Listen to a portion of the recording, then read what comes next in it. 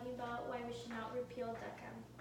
The topic of undocumented immigrant deportation has politically been discussed for many years, but with the election of President Trump, it has gained even more attention through media, specifically through television and social media.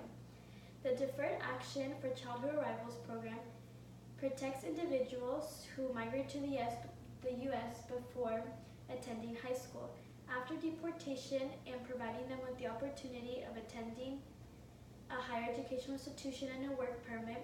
This executive order should not be repealed because it not only helps young undocumented immigrants by giving them financial stability and protection from deportation for many years, it also helps the U.S. economy and society.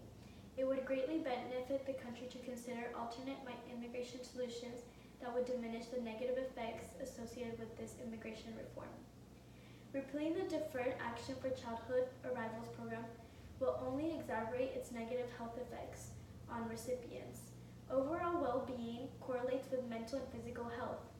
Through psychological mechanism, prolonged stress, which is also related to and caused by anxiety, has been found to increase the risk of inflammation, leading to obesity, cardiovascular disease, and diabetes, therefore having a direct impact on a person's physical health.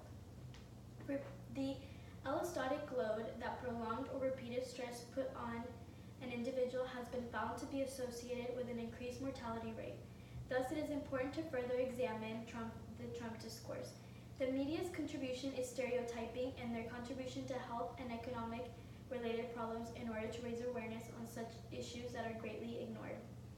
Throughout Trump's campaign, he proposed many solutions in which he believed could minimize illegal immigrations to the U.S., including building a wall across the U.S.-Mexican border, which Mexico would pay for, and passing strict immigration laws that could provide a mandatory minimum sentence for individuals caught trying to cross the border.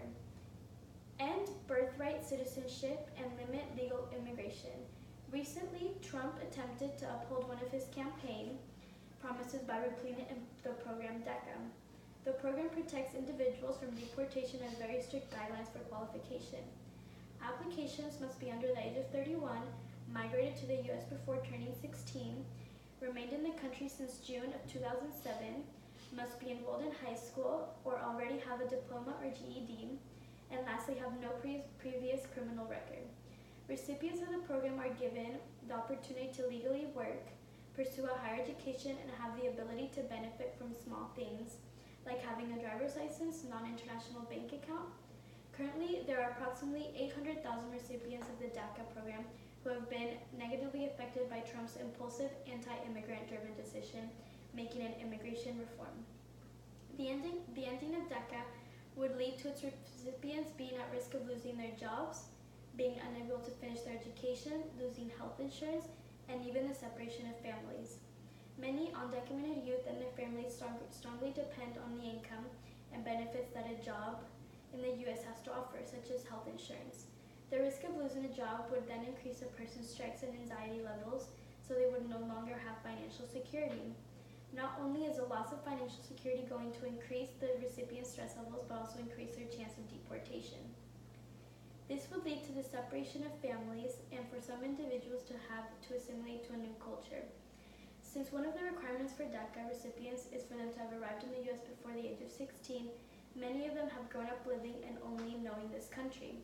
The thought of them having to be separated from their families, friends, and everything they have known for the most of their lives would not only increase stress levels, but also cause them to live in constant fear of being deported. The latest Grey's Anatomy episode, Beautiful Dreamer, exhibits this. Grey's Anatomy is a medical drama TV show that follows the lives of its doctors, nurses, students, showing the ups and downs of their lives and the responsibilities they face as a hospital staff. In the episode Beautiful Dreamer, an ICE agent shows up in the hospital looking for a surgical intern, Sam Bello. Once her workers inform Sam, she's immediately startled and starts asking them for help. Stating that she has never been to El Salvador and would be lost over there in a culture that she does not know. Later in the episode, viewers learn that the reason Sam is being deported is because she ran a red light and was caught on camera.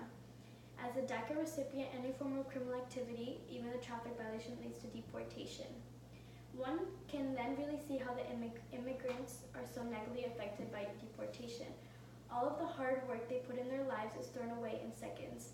It is for this reason that immigrants are in constant state of anxiety, fear, and stress, especially when claims such as Trump's that DACA will be repealed surfaces through the media. Although these mental health problems do not seem so severe, many of them know the physical risk they cause. Prolonged stress is implicated in the development of inflammation, which underlies major threats in health and well-being such as obesity, cardiovascular disease, depression, and diabetes. The implication that continuous stress are associated increases mortality rates, putting immigrants at a greater risk. In addition to failing to see the negative effects associated with the repeal of DACA, the effect it would have had on the U.S. economy was also ignored. As recipients are able to legally hold a job that can contribute to the economy through taxes, and removing DACA recipients from the workforce would cost $460,000 billion in GDP loss over a decade. Thankfully, our country consists of representative and democratic government, making it possible to appeal decisions such as Trump's. Previously, Federal District Judge Nicholas Griffith concluded that the repeal of DACA would violate the Equal Protection Clause. In addition to that, Judge Griffith brought attention to Trump's bias and his inability to let personal racial connotations influence his decision-making, stating that use of racial slurs and epithets, both as candidate and from the White House, suggested there was evidence that the move to end DACA in September was based on a animus toward Latinos and violated the Equal Protection Clause of the Constitution. Trump administration has failed to see the negative effects it would bring on recipients and U.S. citizens. Therefore, it is necessary to further explore illegal immigration solution that would have detrimental effects on the country's